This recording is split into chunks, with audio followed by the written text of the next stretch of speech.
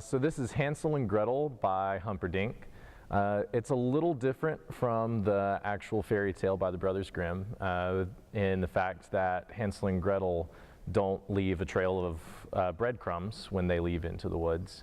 They leave because the mother has come home. They had supposed to have been working, building brooms and knitting and things like that, and got a little carried away, as children do, with playing and dancing around, and she comes home and catches them and gets really frustrated with them and spanks Hansel for it, and after she spanks him, he kind of stumbles into the jug of milk, which is the last thing they have in the house, and of course it breaks. So the jug of milk falls down to the floor, it shatters, they have nothing left in the house, so she very angrily sends them out into the woods, and that's why they leave.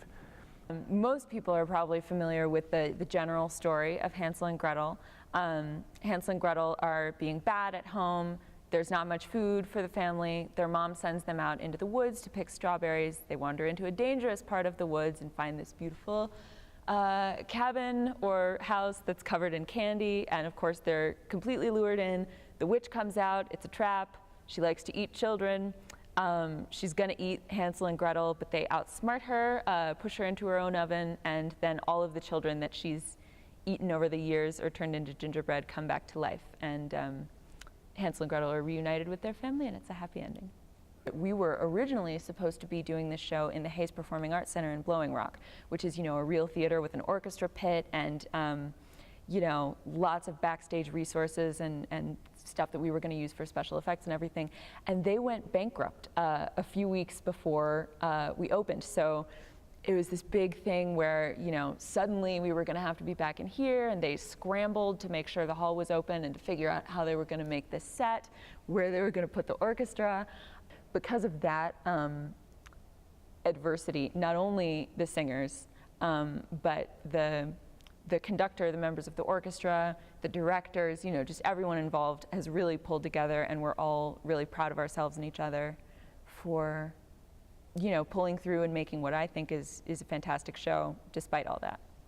Working collaboratively with an orchestra, a conductor, everything like that, just kind of takes everything to another level. You can get kind of the idea with the piano, but it's so different being able to perform with a live orchestra and having a conductor up there to kind of rely on. My favorite part is just being crazy and kooky on stage. I get a real opportunity to just pretend how excited I am about the kids being there, and this is her meal. She loves to eat the kids, which is really morbid, but she just gets so irrationally excited about it. And the show I've seen, this will be my 4th time now. I've got a lot of friends in the opera and in the music school, and I like to see them perform, and it's really nice to get a chance to see them do what they do best, and that's the main reason I come, but I've enjoyed it so much that it's not just about supporting my friends anymore, it's about seeing a great show. It's just a great form of entertainment. It's, everything happens live on the stage, which we're kind of desensitized to a lot now. People don't go see live performances as much. They would rather go see a movie or watch TV, whereas this just adds real life to it.